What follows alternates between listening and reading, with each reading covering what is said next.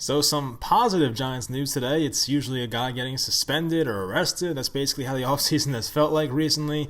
But some good Giants news is they have extended the right tackle of last year, guard, right tackle, maybe center, Nick Gates, offensive lineman I'll call him.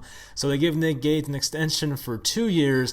It is worth $6.8 million and could max out to $10.3 million based on incentives. Now, I don't know what type of incentives an offensive lineman can get. It's not like just getting stats like a wide receiver would or something like that. Maybe it turns into something when games started or something. I have no idea, but we'll see what the incentives are in the future. So I like the move a lot. I've not seen anyone say anything bad about this move. I don't feel like you can. It's good value, and I feel like the Giants are being proactive here, which we never see. Usually the Giants are the team that reacts too late, and hence the reason they've made some bad personnel decisions over the past few years. So, maybe the Giants are finally becoming a forward-thinking team, which would be huge. And I feel like since Joe Judge has been here, a lot of those forward-thinking moves have been happening. I love their draft. Their offseason wasn't too bad. They didn't sign any bad contracts, in my opinion, not contracts that not like the Jerry Reese 2016 contracts with Vernon and Jenkins and Snacks Harrison. It wasn't crazy like that. They were signing 2-3 year deals to people. Martinez and Bradbury come to mind, of course, and some other smaller contracts that should benefit the team. So hopefully the Giants do that. It's been a lot of bad decisions over the past few years, back to the Leonard Williams deal last year when they could have just signed him in the offseason and not surrendered their third-round pick and a future fifth, and then signing Odell Beckham to the massive extension, then trading him and taking all that dead cap space, keeping Eli Manning on the roster to pay him $22 million and basically only start 2 games until he got benched. That was a waste of money.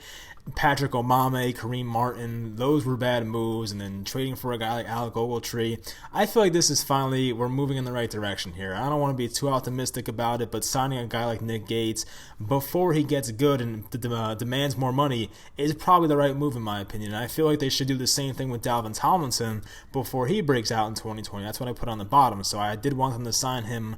I think during the season last year, I kind of hoped they would give him an extension, but he does have 1 year left on his contract, I believe. So hopefully they get something done with Tomlinson. He's a good player. He won't demand a crazy amount of money, I feel like, but still, he deserves a good amount. He's a good player.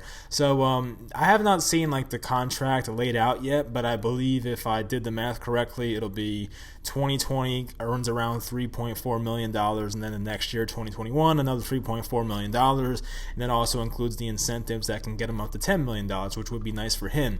So where does Nick Gates play next year? I made a video about my position predictions. I said it would be center. That could change, obviously. Maybe they put Spencer Pulley there. I hope not, but maybe they put Shane Lemieux there as a rookie. I feel like there will not be enough of a training camp or even preseason games for that to happen, so maybe they don't do that for the rookie right away. I still feel it'd be a center. He could be a right tackle, but then you're kind of not going to use Cam Fleming, who I feel like is a starting level player. He's not the best, but he's also not the worst, so as I've said, I feel like it's going to be Gates at center, Fleming at right tackle, especially with Nate Solder out now. So we'll see how it breaks down. But it's a good move for the Giants. I like this one for sure. Won't cost them a lot of money. If Nick Gates is not good next year, then this is not a contract that's going to set you back or anything like that. So good move by the Giants. Good move by Gettleman. Got to give him a lot of credit. This could be an undrafted free agent gem that Dave Gettleman found, which would be great news. And hopefully Nick Gates plays well next year, whether it's right tackle, center. I think he's starting somewhere. I really don't think they signed Nick Gates to just bench him. I think they're going to try and play him somewhere. And Gettleman loves him a lot, obviously, based on the comments he's had about him in the past. So I think he'll play somewhere next year. It just depends what position. So hopefully you guys enjoyed this video. Let me know how you feel about the Nick Gates signing. It should be positive reviews. And I'll talk to you guys next time.